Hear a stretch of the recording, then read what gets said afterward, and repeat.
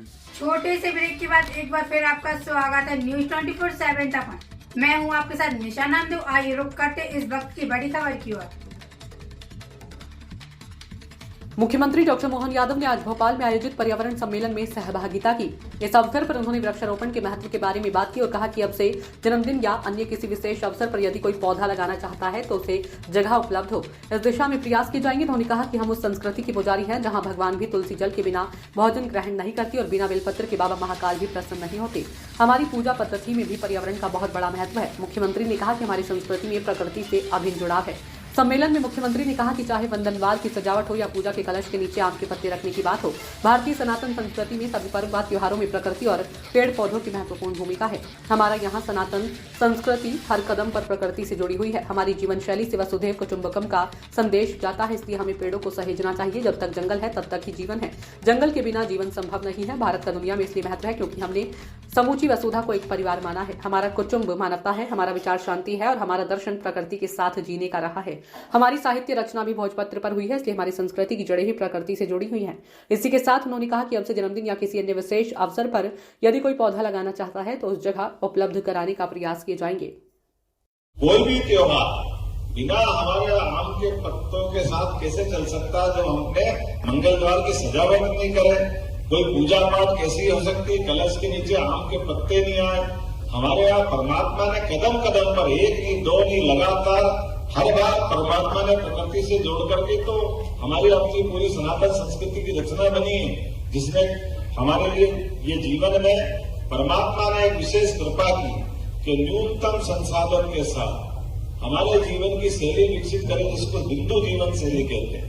और वह हिंदू जीवन शैली से वसुधैव कुटुंबकम की आवाज भी तो यही से आती है, जिसके आधार पर नरेंद्र मोदी जी आज के इस दौर में पूरी दुनिया को दिखा रहे हैं। दो तरह की दुनिया हमारे सामने दिखाई दे रही है। अगर आप दुनिया को देखो, एक दौर वो है जिसने ताकत के बलबूते पर अपनी सत्ता स्थापित करने के लिए, जब हमने अतीत की बात करें तो अतीत में तो छोड़ो, आज भी दिखाई दे रहे हैं। युद्ध जिस एक देश के एक अम्ब्रेला में कैसे भी बने थे, लेकिन बने हुए थे रूस और यूक्रेन। जब कई सालों तक इकट्ठा रहेगा तब तो कुछ आत्मीयता बन जाती, लेकिन आज भी जिस बात को ताकत के भरोसे से दबाने का जो संस्कार उन्होंने पाया था वो बाहर निकल के आया है। उसी कारण से इजराइल का युद्ध हो, बाकी युद्ध हो, और ऐसे युद्धों की आहट के बीच में शांति का संदेश कैसे निकलता है, तो भारत की तरफ से निकलता है। वो होंगे जो तलवार के बल को दबाते हैं। हम तो कोविड में लोगों को दवाई बांटते हैं, हमको मिलते हमारे यशस्वी प्रधानमंत्री उस वसुधैव कुटुंबकम के आधार पर तो दुनिया में आपने जो पाया है वो सबको देने के लिए निकल पड़े। और एक नहीं दो नहीं, ऐसे हजारों उदाहरण पड़े। भारत की जो दुनिया में महत्ता है वो हमारे विचार के कारण से, कि जो हमने समूची वसुधा को एक परिवार माना। हमारा कुटुंब कौन सा, मानवता। हमारा विचार कौन सा, शांति। हमारे अपने दर्शन क्या है, वो हमारे अपने दर्शन प्रकृति के साथ जीने की कदम कदम पर जो हमको सीख मिलती है, वो कोई शास्त्रों में लिखी होगी, वो लिखी होगी। भोजपत्र पढ़ करके राजा भोज को भी 1000 साल बाद हम याद करते हैं, क्योंकि हमारी साहित्य रचना भी भोजपत्र पे वन से तो रिश्ता जोड़ती है, वन से कहाँ अलग ले जाती है।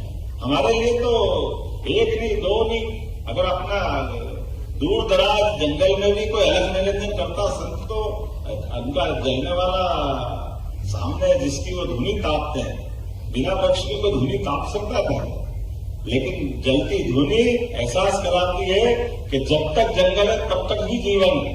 बिना जंगल के जीवन संभव नहीं है।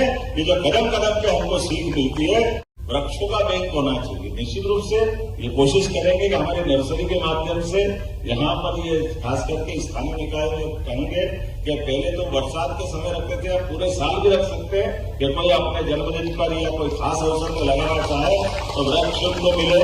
और इसी प्रकार से जगह जगह अपने टीएमसी में नक्शा पास करता है तो हर जगह खास करके नगरीय क्षेत्र में तो वृक्ष की बगीचे रहते ही हैं। तो इस तरह से योजना बनाएंगे। ये आपका सुंदर सुझाव है। मैं आगे आपका विचार बिल्कुल नीचे तक पहुंचाने का प्रयास करूंगा कि जो स्थानीय निकाय होंगे या ग्रामीण की ग्रामीण पंचायत होगी, वो निश्चित जगह अपने पास रिजर्व करे, जहां पर जो भी अगर वृक्ष लगाना चाहे, पेड़ लगाना चाहे, पौधा लगाना चाहे, तो निश्चित रूप से उसको जगह मिलना चाहिए। इसी बात में कोई संकट नहीं है।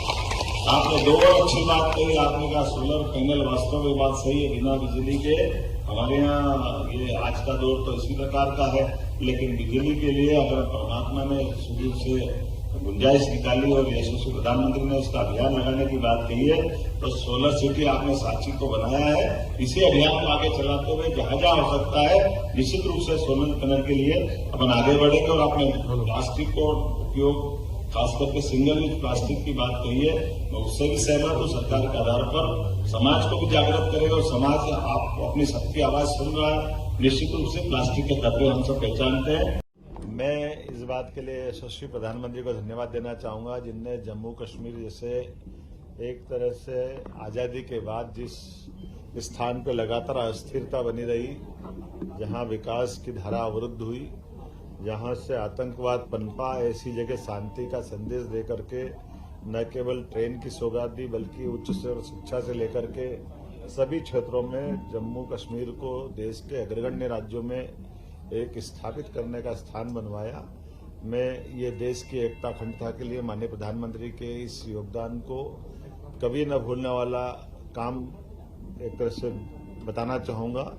साथ ही साथ मध्य प्रदेश में लगभग 400 करोड़ की जो हमको सौगात मिली है, 3 विश्वविद्यालय बरकतुल्लाह विश्वविद्यालय भोपाल, विक्रम विश्वविद्यालय उज्जैन और एक जीवाजी विश्वविद्यालय ग्वालियर, तीनों को 100 करोड़ और बाकी राज्यों को मिलाकर के 100 करोड़ ऐसे 400 करोड़ की सौगात दी है, जो सभी प्रकार के उच्च शिक्षा के विभाग में नए इनोवेशन के लिए, रिसर्च के लिए, नए अधोसंरचना के लिए ऐसे कई कामों की जो सौगात मिलेगी।